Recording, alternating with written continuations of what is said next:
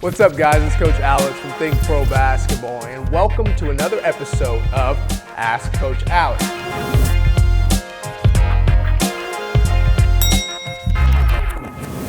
All right, guys, this first comment, not really a question, came from our YouTube comments from one of our videos. The comment says, shooting skills are very bad, bro. So this was really directed towards me after one of the videos we had uploaded.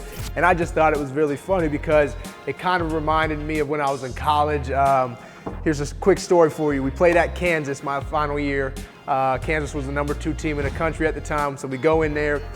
We usually go onto the floor about 60 minutes before the game starts. And wherever we used to play, where we're used to playing, nobody's even there yet. There's maybe like 5 or 10 people in the crowd at 60 minutes before game time. Well, at Kansas, it's a little different because Kansas, as everybody should know, is one of the biggest college basketball teams and programs in the country in history as well. So we get there and we go out onto the court with like 75 minutes left before game even is about to start. So we go out there and I look and everybody's already there. The gym's about 90% packed. So anyways, we're going through our shooting, we're going through our layup lines, and all the student section is out there and they're just giving it to me. Just, you suck, you can't shoot, all this type of stuff. And it just reminds me of, for every player and everybody that you go through any type of career, if it's basketball, any sports career, any type of career you have outside of sports, you're gonna have people that are gonna try to bring you down. You're gonna have people that are trying to hate on what you're doing to try to knock you off your game and try to get you off your game. And that's what the student sections do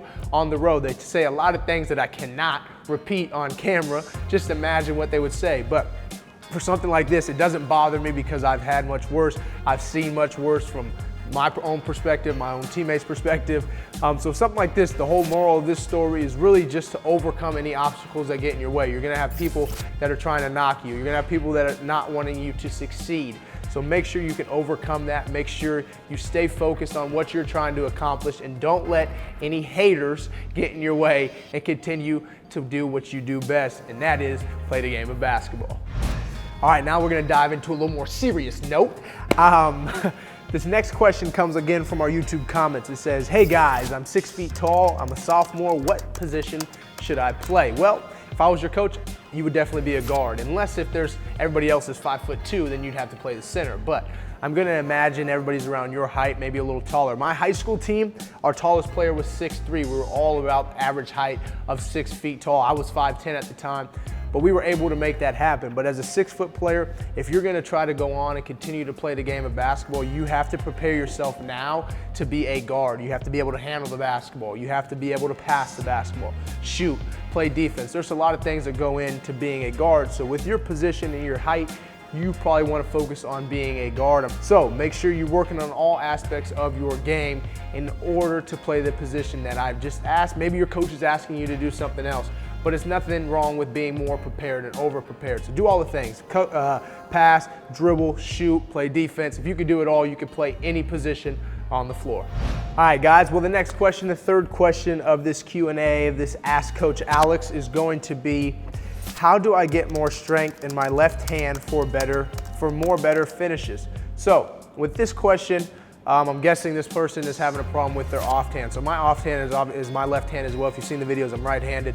Now, if you're right-handed, your offhand is gonna be left. So with this, a lot of players will come up to me and ask, I get a lot of players that I work with are trying to work on developing the weakness in their weak hand, or developing a strength in their weak hand.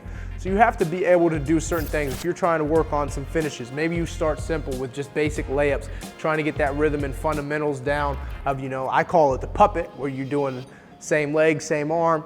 It's all working together. You're getting comfortable doing that, working on reverse layups. Maybe you're adding up some Euro steps, stuff like that.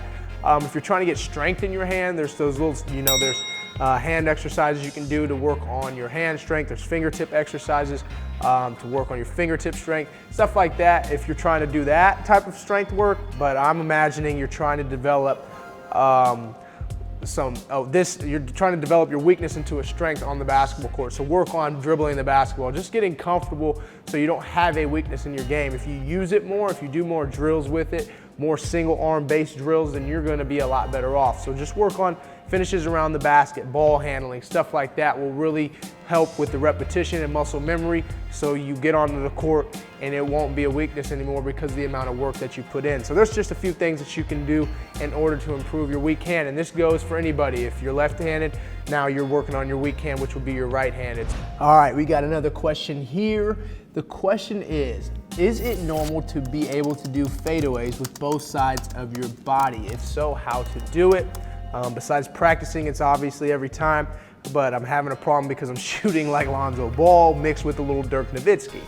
Well, if you're shooting like both of them, there's no problem. One of them just got drafted by the Lakers, 2nd overall pick, and the other one is a sure-to-be Hall of Fame basketball player. One of the best European players, if not the best European player to play in the NBA. So if you're shooting like them, not a problem, don't worry about it. But if you're trying to fix it, being able to shoot fadeaways on both sides of your body, yes, it is normal, but there is some development that you have to do in order to do so. So for me, if I'm shooting a fadeaway, I'm going to be more comfortable going off of that left shoulder because I'm going to my strong side, but I have to be able to develop going off of that weak side. So for me, I'm going this way, it's gonna be a little more awkward. But if I'm going this way, which I was more comfortable with in college, anytime I'm coming off a screen, I wanna fade this way because I know I'm going towards that weak shoulder, but I'm getting in right into my shot pocket. If I'm going the other way, I'm right into it.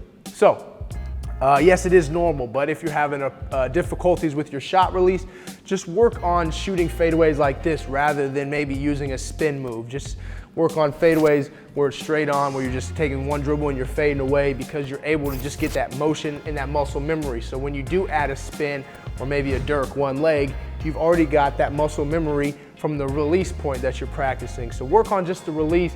Don't go the whole move in its entirety. Make sure you're going step by step, break it down. If you do that, you'll get comfortable with one thing. Then you can add one thing to the next, boom, next step, boom, and at the end, it looks pretty. But like I said, if you're shooting a little mix of Lonzo Ball and Dirk Nowitzki, there's not too much of a problem there.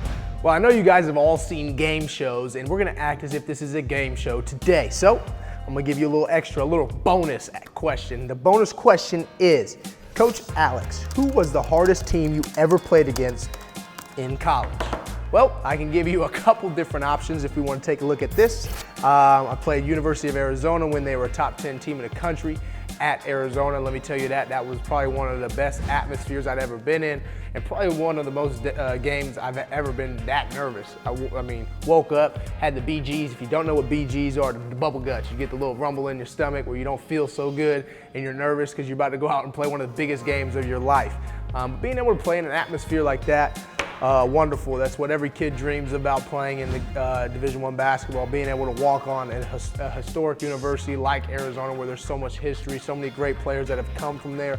A lot of guys in the NBA from Arizona. So you walk in there, you see this gym that's full of about 17,000 people, packed to the brim, student section going crazy, calling you all type of names, talking about your mom, talking about your dog, talking about your best friend, everything. Another place I played at, University of Kansas University. This is the house where basketball was built.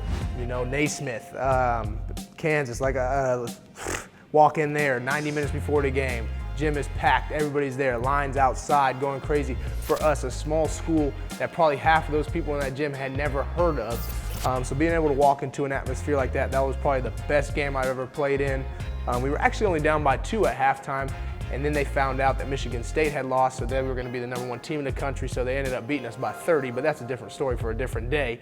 But just the atmosphere of playing in these type of games where you're nervous, but you're playing basketball. At the end of the day, when you're playing these big schools that are ranked #2 in the country, top 10 teams in the country, it's all about playing basketball. So as any player, I would just tell you, enjoy every moment that you get, because it can be taken away at any time, or you may fall out of love with it, or you may just find another passion.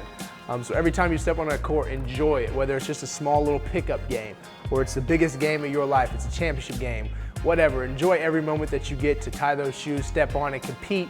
It's fun.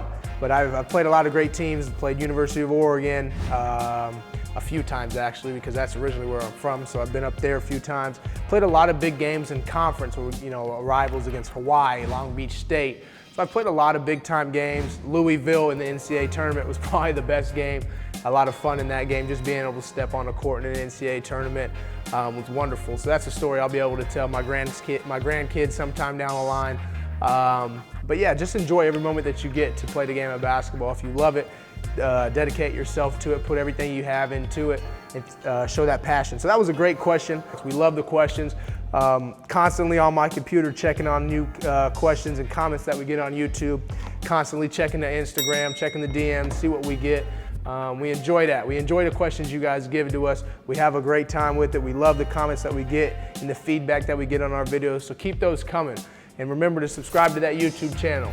As every week we're releasing brand new videos that will continue to help your game and allow you to become a better basketball player. And then we'll have videos like this where we have a little fun and answering your questions. We appreciate it. Keep the comments coming. Slide in the DMs on Instagram, ThinkPro Basketball. You know the YouTube channel. We're trying to make it big. We appreciate your guys' support and everything that you guys continue to do. You're what makes us go. So until I see you again next time, guys, you know what the deal is. Hit the gym, hit the court, put the work in, and remember to always keep hooping.